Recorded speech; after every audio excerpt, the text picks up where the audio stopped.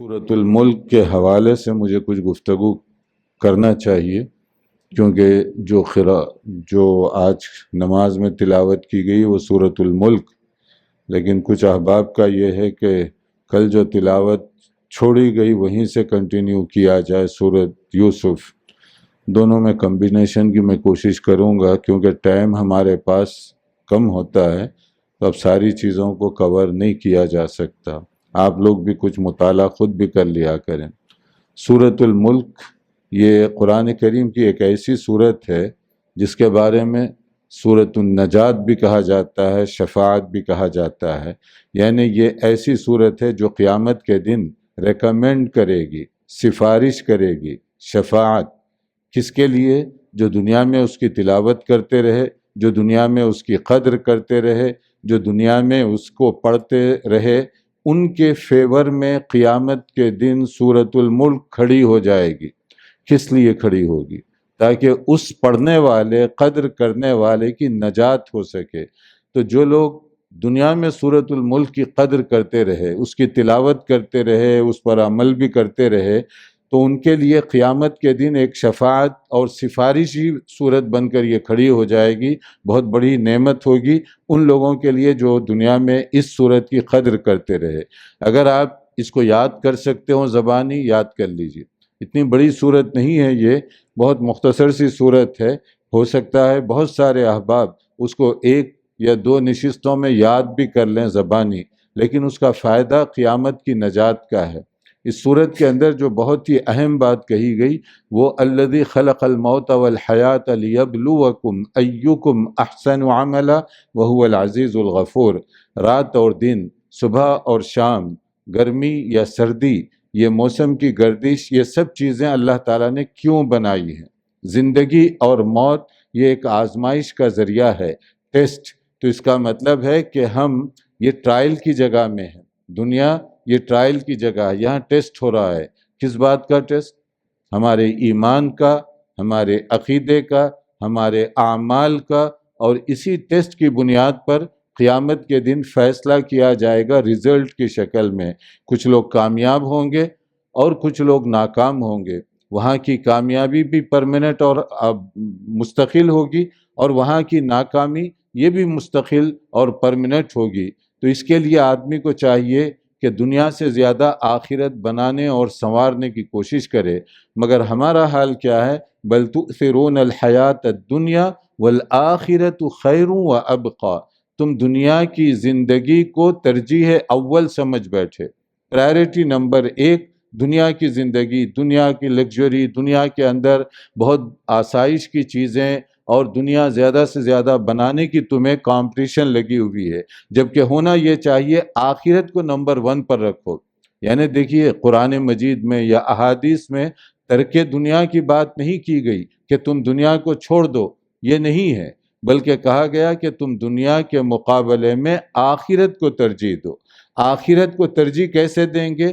ایسی چیزیں، ایسے کام، ایسے اعمال جو آخرت میں انسان کے لیے مفید ثابت ہو سکتے ہوں، نفع بخش ثابت ہو سکتے ہوں، ان کاموں کو اگر آدمی کرے گا تو اس کا آخرت میں اس کو زیادہ سے زیادہ فائدہ ہوگا۔ کون سے کام ہیں جو آخرت میں اس کے لیے کام آ سکتے ہیں؟ بہت سارے کاموں میں سے اس کے اعمال صالحہ ہیں۔ ایسی نیکی جس کے آثار باقی رہیں، مرنے کے بعد بھی وہ بنانے والا اس کو برابر اس کا ثواب ملتا رہے گا۔ مثلا کہیں آپ نے مسجد بنوا دی، یا کنویں کا انتظام کروایا، یا بچوں کے لیے تعلیم کا بندوبست کیا، جب تک وہ مسجد آباد ہے، جب تک لوگ اس سے فائدہ اٹھا رہے ہیں، بنانے والا مر بھی گیا تو اس کا ثواب نہیں روکا جائے گا۔ قبر میں بھی اس کو ثواب ملتا رہے گا، حشر میں بھی اس کو ثواب ملے گا، کیونکہ یہ اس کا انویسٹمنٹ۔ اسی طرح سے کہیں آپ نے پانی کا کوئی انتظام کروا دیا جہاں پینے کے پانی کا شارٹیج ہے مثال کے طور پر، تو اس میں ایک ایک چرند پرند، مویشی، حیوانات تک جو پانی پئیں گے، استعمال کریں گے، اس کا فائدہ برابر بنانے والے کو بھی ملتا رہے گا۔ یہ انویسٹمنٹ ہے آپ کا۔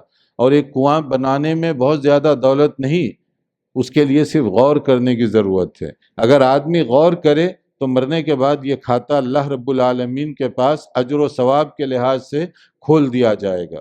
کل جو بات میں نے بتائی تھی نہر زبیدہ کے حوالے سے، کیا ہے وہ؟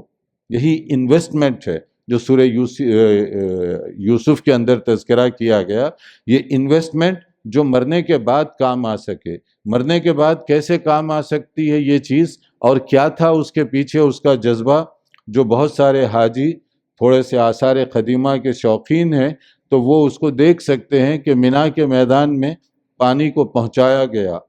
بہت ہی مشکل کام تھا یہ، یعنی ایک ایسے ڈیزرٹ میں، ایسے صحرا میں جہاں سورج کی تپش بہت زیادہ ہو، پانی کا انتظام کرنا، بہت دور سے پانی کو بہا کر لانا، یہ ایک بہت بڑا چیلنج تھا۔ وہ جو خواب کا مسئلہ تھا یہی تھا وہ، کہ وہ ایک ایسا کام کر رہی ہے جس سے مخلوق کو فائدہ پہنچ رہا ہے۔ کون سا کام ہے؟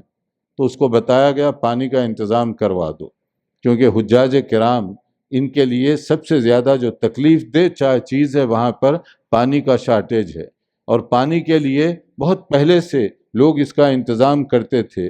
خود ہمارے نبی صلی اللہ علیہ وسلم کے دادا کے زمانے میں عبد المطلب کے ذمے جو کام تھے ان میں سے ایک پانی کا انتظام کرنا، تو اس زمانے میں ان ایڈوانس وہ پانی کا انتظام کرتے تھے۔ ظاہر ہے اس زمانے میں اس طرح کا سسٹم نہیں تھا جو آج ہم دیکھ رہے ہیں۔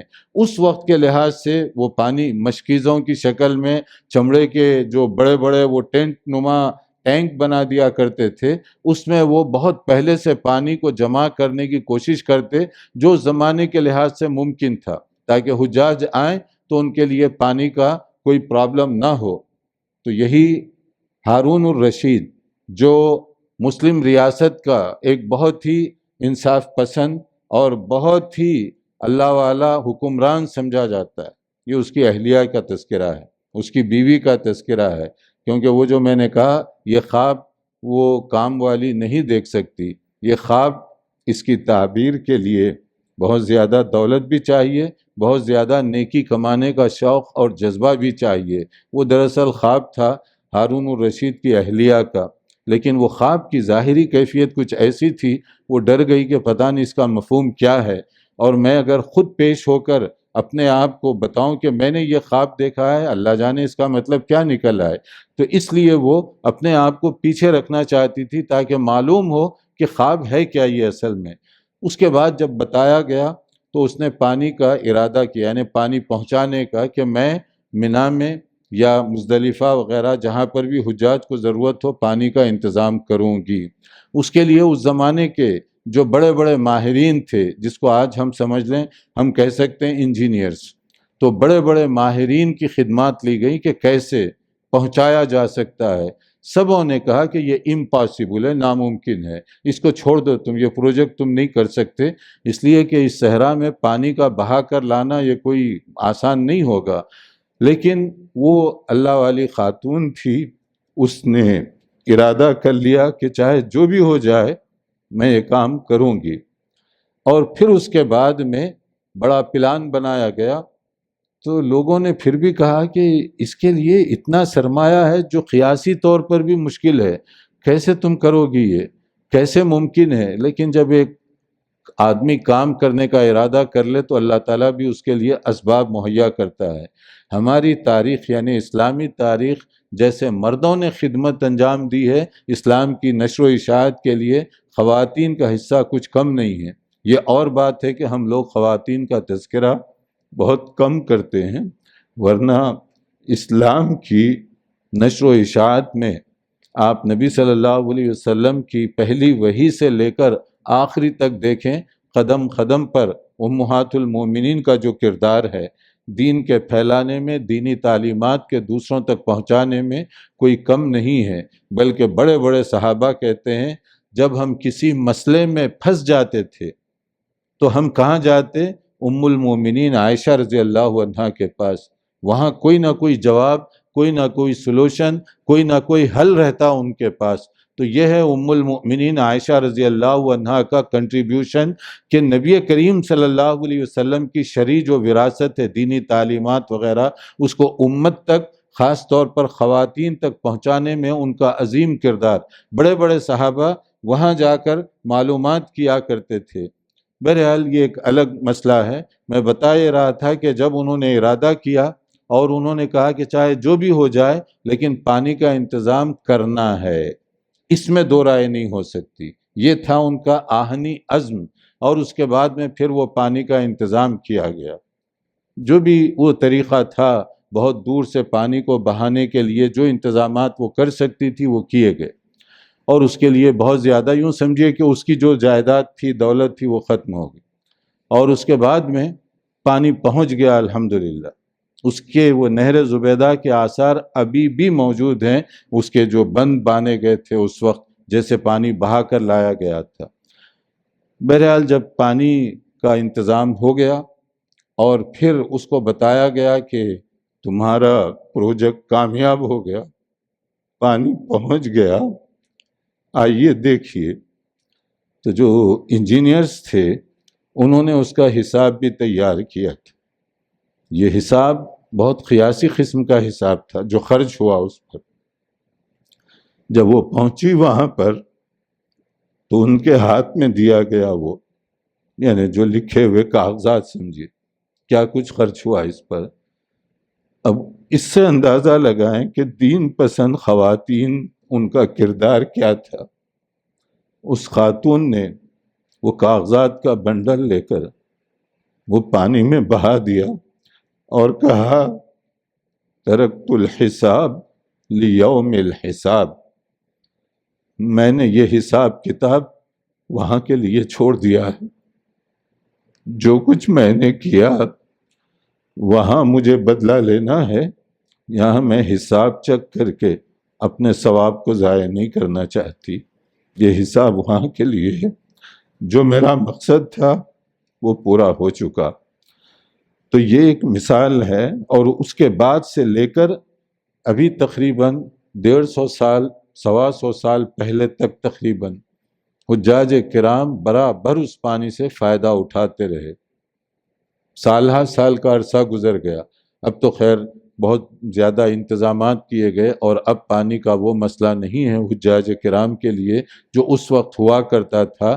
یعنی 1-2 نہیں، صدیاں گزر گئیں، وہ پانی سے لوگوں نے کتنا فائدہ اٹھایا ہوگا اور اس کا ثواب کتنا ان کو مل رہا ہوگا۔ پھر اسی کے اندر ایک اور بات بھی ہے کہ آدمی کا نیک کردار جو دنیا میں بھی کام آتا ہے اور آخرت میں بھی کام آتا ہے۔ یوسف علیہ السلام کے واقعے میں ایک عجیب سی بات، جو کل میں نے خواب کا ذکر کیا تھا، آج ایک عجیب سی بات ہے کہ یوسف علیہ السلام حالت گمنامی میں مصر پہنچے تھے۔ لوگوں کو نہیں معلوم ان کا بیک گراؤنڈ کیا تھا، چھوٹے سے بچے تھے، پہنچا دیے گئے جیسے بھی وہ پہنچے، لیکن ان کا کردار، اخلاق کی خوشبو بتا رہی تھی کہ یہ کوئی بہت اونچا بچہ ہے، عام بچہ نہیں ہے اس وقت کے حالات کے لحاظ سے، لیکن کون ہے یہ نہیں معلوم تھا۔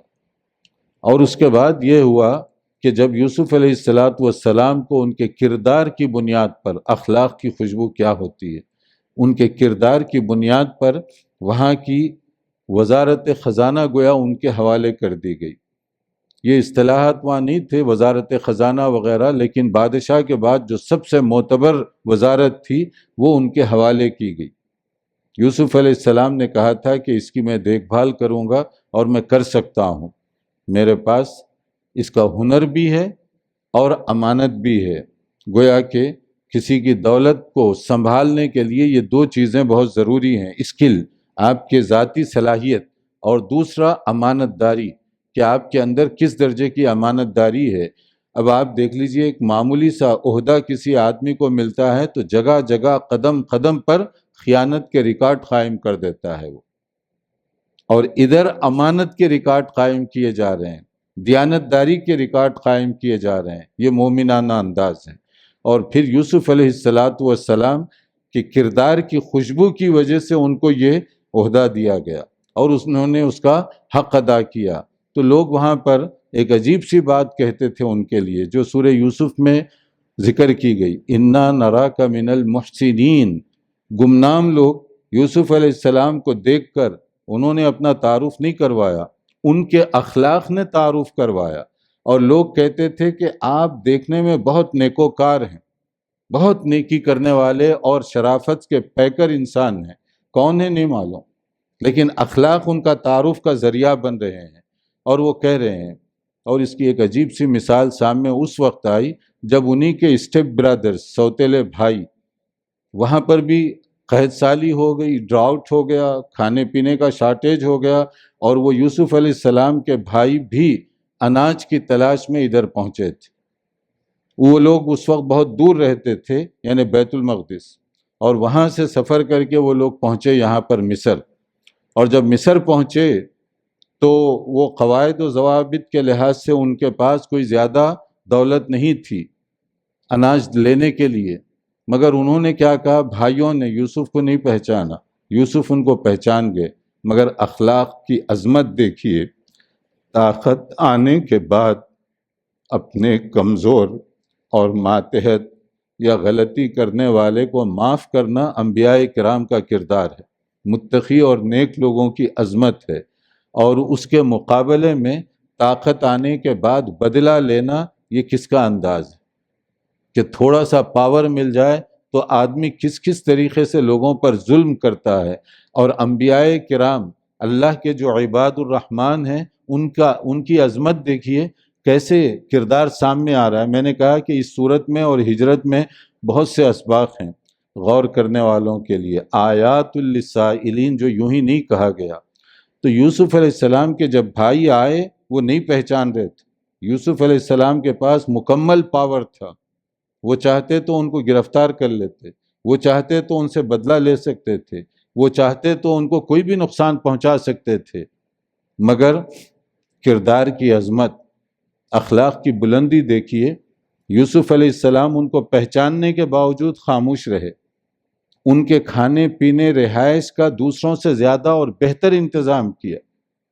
اور پھر اس کے بعد جب انہوں نے یہ کہا انا نراک من المحسنین، کہ یوسف کو نہیں، ان کو نہیں معلوم، ان کا نام وہاں پر وقتی طور پر دوسرا نام تھا عرف عام میں، تو جب انہوں نے کہا کہ آپ بہت نیک اور پاکیزہ صفت انسان لگتے ہیں، آپ ہمارے ساتھ یہ ہمدردی بھی کیجئے، یہ ہمدردی بھی کیجئے۔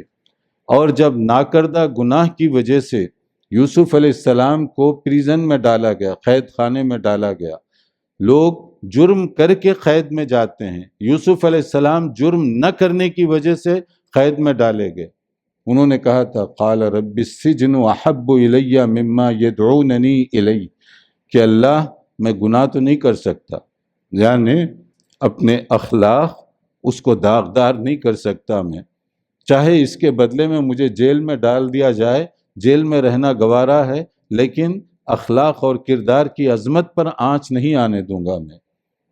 تو اب ہمارا کردار اور ان کا کردار دیکھیے، یہاں پر جب یہ صورت پڑھی جا رہی ہے تو اس پر غور کرنا چاہیے کہ اسی شہر میں کتنے ایسے مسلم نوجوان ہیں ڈرگس یعنی نشہ اور چیزوں کے اندر مبتلا ہیں، کوئی جیل میں مر رہا ہے، سڑ رہا ہے، اور کچھ لوگ آپس میں مرڈر، قتل تک جا رہے ہیں، اور اس کے پیچھے جو چیز ہے وہ ڈرگس کا کاروبار اور نشہ اور چیزیں، اس کا استعمال۔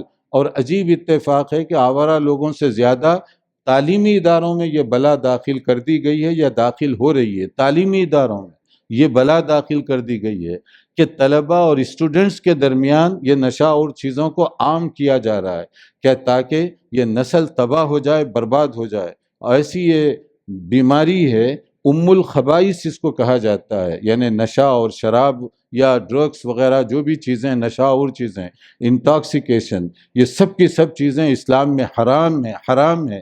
ہاں، یہ مکروہ وغیرہ کی بات نہیں ہے، کلیئرلی حرام ہے، اس کو شیطانی عمل کہا گیا۔ مگر یہ تعلیمی اداروں میں، شہر میں دیکھ لیجئے آپ، کتنی چیزیں یہ جرائم کی حد تک عام کی گئی۔ پولیس ریکویسٹ کر رہی ہے، اپیل کر رہی ہے کہ اپنے بچوں پر نظر رکھیے، کہاں جا رہے ہیں، کیا استعمال کر رہے ہیں، کون سی چیزیں لے رہے ہیں، وغیرہ وغیرہ۔ تو یہ ایک کردار ہے۔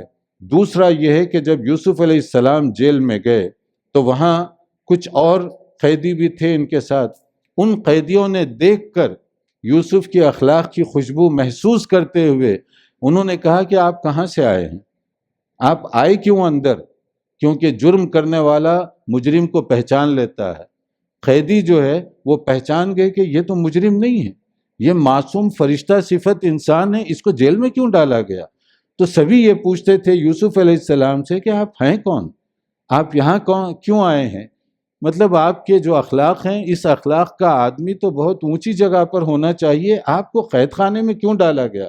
یوسف نے اپنا تعارف نہیں کروایا۔ یہ میں بتا رہا ہوں، اخلاق کی عظمت اپنا تعارف کرواتی ہے، خود لوگوں کو بولنے کی ضرورت نہیں پڑتی۔ یوسف علیہ السلام نے اپنے بارے میں کچھ نہیں کہا۔ جب انہوں نے محسوس کیا، اپنی دعوت دی ان کے سامنے۔ کون سی دعوت؟ توحید کی دعوت، عقیدے کی پختگی کی دعوت، ایک اللہ کی بندگی کرنے کی دعوت دی، باقی اور کوئی بات نہیں۔ اور اس کے بعد جب خواب دیکھا انہوں نے، دو قیدیوں نے، انہوں نے بھی آ کر عجیب اتفاق یہی جملہ کہا، انا نراک من المحسنین، ہم دیکھتے ہیں کہ آپ پاکیزہ صفت ہیں، اور ہمارا جو یہ پرابلم ہے، جو ڈریم، جو خواب ہم نے دیکھا ہے، آپ ہی ہماری مدد کر سکتے ہیں یا ایکسپلینیشن کر سکتے ہیں، لہٰذا آپ بتائیے آپ کون ہیں۔ اور پھر اس کے بعد ایک عجیب اتفاق ہوا کہ وہ جو وہاں کی رائل پیلس اور شاہی محل کی جو خواتین تھیں، جنہوں نے وہ بہت ساری تدبیریں کی یوسف علیہ السلام کے خلاف وغیرہ وغیرہ، تو جب یوسف علیہ السلام کو انہوں نے دیکھا تو انہوں نے کیا کہا، یہ انسان تو نہیں ہو سکتا، یہ تو کوئی فرشتہ ہے، یہ وہ انا نراک من المحسنین۔ حالانکہ ان کو یوسف کے بارے میں کچھ نہیں معلوم۔ ملکہ وہاں کی جو رانی ہے، اس نے تو ان کے خلاف لوگوں کو جمع کیا تھا، لیکن ان کو ایک نظر دیکھتے ہی ان خواتین نے کہا کہ آپ، یہ تو کوئی فرشتہ ہے، آپ کے محل میں کیسے آ گیا یہ فرشتہ، یہ کوئی انسان نہیں ہو سکتا۔ اخلاق کی، کردار کی خوشبو دیکھیے۔ اور پھر اس کے بعد یہ ہوا کہ جب قحط سالی بہت شدید ہو گئی، دوبارہ وہ بھائی جب آئے، اور اس وقت ان کی پوزیشن تھی کہ ان کے پاس کچھ نہیں تھا دینے کے لیے، پیمنٹ کے لیے کوئی چیز ایسی نہیں تھی، لیکن یوسف علیہ السلام کے کردار اور عظمت اخلاق کی وہ ان کو کھینچ کر لے آئی کہ وہ اتنا نیک آدمی ہے کہ ضرور ہماری مدد کرے گا۔ اس بنیاد پر وہ آئے، انہیں نہیں معلوم یہ کون ہے۔ اور پھر وہ پہنچے دوبارہ، انہوں نے ریکویسٹ کی ان سے، ہمارے پاس پیمنٹ کے لیے تو کچھ نہیں ہے، مگر انا نراک من المحسنین، کہ آپ اتنے پاکیزہ صفت ہیں، ہمیں امید ہے کہ اس موقع پر بھی آپ ہماری ہیلپ کریں گے۔ کوئی چیز ان کے پاس نہیں تھی۔ اور پھر ایک واقعہ پیش آ گیا ضمناً ان کے بھائی کا، جب انہوں نے بھائی کو روکنے کا ارادہ کیا تو وہاں بھی ایک عجیب سی بات ہوئی کہ ان کے بھائی پر الزام لگ گیا چوری کرنے کا۔ تو سوتیلے بھائیوں نے کیا کہا، اگر اس نے چوری کی ہے، اس کا ایک بھائی تھا بچپن میں، اس کا نام یوسف تھا، وہ بھی چور تھا، ذرا سوچئے کس کو کہہ رہے ہیں، اور کس کے سامنے کھڑے ہو کر کہہ رہے ہیں کہ بچپن میں اس کا ایک بھائی تھا، وہ بھی چور تھا، اس نے بھی چوری کی، تو دونوں بھائیوں میں ایک ہی جیسی صفت ہے۔ اگر حکومت آپ کے ہاتھ میں ہو، آپ کا علاقہ ہو، آپ کے پیلس میں آ کر کوئی آپ کو اس طرح کی توہین آمیز جملہ کہے، آپ کیا کریں گے اس کو؟ مگر دوسری طرف جس یوسف کو سامنے وہ نہیں دیکھ رہے ہیں، ان کے حساب سے وہ کہہ رہے ہیں کہ ان کا ایک بھائی تھا، چور تھا، مگر جس یوسف کو دیکھ رہے ہیں سامنے، کہہ رہے ہیں انا نراک من المحسنین، آپ بڑے نیک اور پاکیزہ صفت انسان دکھائی دیتے ہیں، لہٰذا آپ جو ہے نا، ہم میں سے کسی بھائی کو گرفتار کر لیں، اس کو چھوڑ دیں کسی طرح سے، ہمیں اتنی امید ہے کہ آپ کے اتنے اونچے اخلاق ہیں اور آپ ہمارے ساتھ یہ مدد کر سکتے ہیں۔ یعنی جو یوسف کو سامنے دیکھ رہے ہیں، کہہ رہے ہیں کہ آپ بڑے محسن نیکوکار ہیں۔ یہ جو یوسف تھا، چور تھا، ڈاکو تھا، بچپن میں اس کا ایک بھائی تھا، وہ چور تھا، سامنے یوسف ہی کو کہہ رہے ہیں وہ، لیکن یوسف علیہ السلام نے کوئی ریئیکشن کا مظاہرہ نہیں کیا۔ جو ان کو نوازنا تھا انہوں نے ان کو نوازا۔ پھر اس کے بعد میں جب بات سب ختم ہو گئی، یعنی یہ پردہ اب اٹھ گیا، اب وہ جاننا چاہتے تھے کہ اتنے اخلاق و کردار کی عظمت والا شخص ہو کون سکتا ہے، کون ہو سکتا ہے؟ تو اس وقت یوسف علیہ السلام نے جس انداز سے یہ راز کو ختم کیا، وہ بھی کمال کا ادب ہے۔ انہوں نے کہا شیطان نے تمہیں بھٹکا دیا تھا، تم نے نہیں کیا، شیطان کے ورغلانے کی وجہ سے تم نے کیا۔ لا تثریب علیکم الیوم، آج میں تم سے کچھ نہیں پوچھوں گا، تمہارا بدلہ نہیں لوں گا۔ تم نے میرے ساتھ جو کچھ ظلم کیا، مجھے ختم کرنے کی کوشش کی، اپنے حساب سے ختم کر دیا، ماں باپ سے جدا کیا، ملک اور وطن سے جدا کیا، اور سال ہر سال کا عرصہ بیت گیا۔ یہ جدائی کے اندر جو تکلیف باپ کو پہنچی، جو تکلیف مجھے پہنچی، اس کے باوجود میں تمہیں کچھ نہیں کہتا، بلکہ دعا کرتا ہوں اللہ بھی تمہیں معاف کر دے۔ یہ ذرا اخلاق کی عظمت کو ملاحظہ کریں کہ میں صرف معاف نہیں کر رہا ہوں، میں تمہاری فیور میں دعا کروں گا۔ اب تو کتنے ایسے بھائی ہیں، بھائیوں کے لیے بھی اگر کوئی ناراضگی ہو جائے، یہ کہتے ہیں کہ میرے جنازے پر بھی اس کو مت آنے دینا، کہتے ہیں کہ میرے جنازے پر مرنے کے بعد بھی میری صورت نہ دکھانا اس کو۔ یہ ہمارے کردار ہیں، اور یہ ہم جو قرآن پڑھ رہے ہیں وہاں کون سا کردار پیش کیا گیا یوسف علیہ السلام کا، کہ وہ کہہ رہے ہیں گھبراؤ نہیں، تمہارا کوئی قصور نہیں، شیطان تمہیں بھٹکایا تھا، اور میں اللہ سے دعا کروں گا کہ وہ بھی تمہیں معاف کرے۔ میں تو معاف کر رہا ہوں، اللہ بھی معاف کرے تمہیں، یہ میں دعا کروں گا۔